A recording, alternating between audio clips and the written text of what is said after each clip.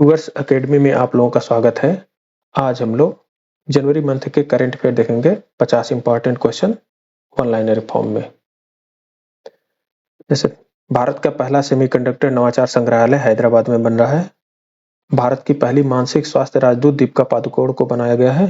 भारत का पहला quantum computing गांव अमरावती को घोषित किया गया है। सौर ऊर्जा से चलने वाला देश का पहला सीमावर्ती गांव मसाली जो गुजरात में है। देश का पहला डिजिटल म्यूजियम महाराष्ट्र में है। सेमीकंडक्टर नीति लागू करने वाला पहला राज्य गुजरात है। भारत के पहले लेखक गांव का उद्घाटन उत्तराखंड में। दुनिया का पहला एआई जनित मंत्री जिसका नाम डियाला है उसकी नियुक्ति किया गया है अल्बानिया में। नेक्स्ट है कि दुनिया का पहला डिजिटल आदिवासी विश्वविद्यालय लॉन्च किया गया है नई दिल्ली में। भारत की पहली चीता सफारी की शुरुआत कूनो राष्ट्रीय उद्यान जो मध्य प्रदेश में है वहां शुरू की गई है।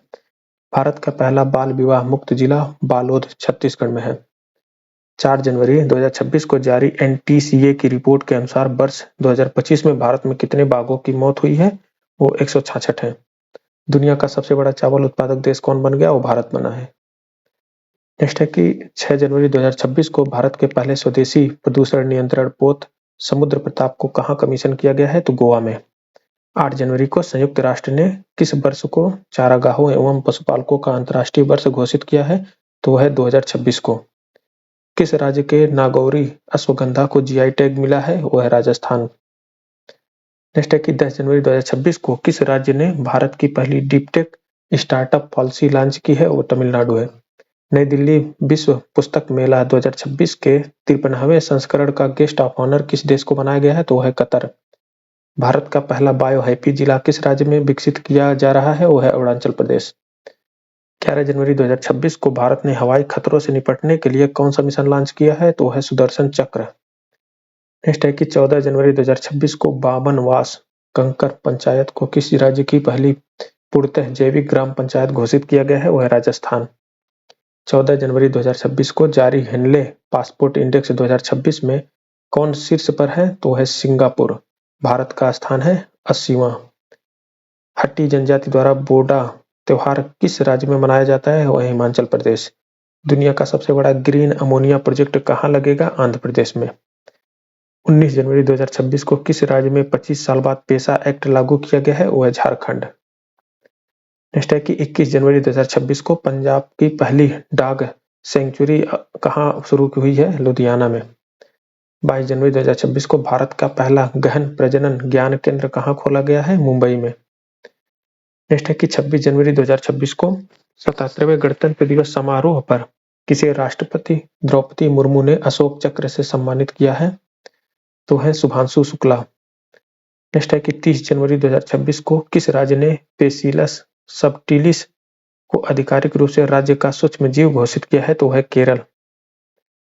30 जनवरी 2026 को किस देश ने 15 वर्ष से कम उम्र के बच्चों के लिए सोशल मीडिया प्रतिबंध विधेयक पारित किया है वह है फ्रांस। नेक्स्ट है कि होप आइलैंड पर उपग्रह प्रक्षेपण केंद्र विकसित करने की योजना ये आंध्र प्रदेश ने बनाया है। नेक्स्ट है कि 1 जनवरी 2026 को यूरो को अपनी आधिकारिक मुद्रा के रूप में स्वीकार करने वाला 21वां सदस्य बना है वो बुल्गारिया। और 1 जनवरी 2026 को जर्मनी ने आधिकारिक तौर पर वर्ष 2026 के लिए G7 की अध्यक्षता किसे सौंपी है वह इटली को। नेक्स्ट है कि 3 जनवरी को अमेरिकी सेना के डेल्टा फोर्स ने किस देश पर हमला कर वहां के राष्ट्रपति को गिरफ्तार कर लिया है तो है वेनेजुएला। नेक्स्ट है कि भारत और यूरोपीय संघ ने मुक्त व्यापार समझौते पर हस्ताक्षर किया है। यह समझौता वैश्विक स्तर पर लगभग 25% वैश्विक सकल घरेलू उत्पादन का प्रतिनिधित्व करता है। 1/3 वैश्विक व्यापार का आवरण करता है। यह अब तक का भारत का सबसे बड़ा मुक्त व्यापार समझौता है। इसे लोकप्रिय रूप में मदर ऑफ ऑल डील भी कहा जाता है।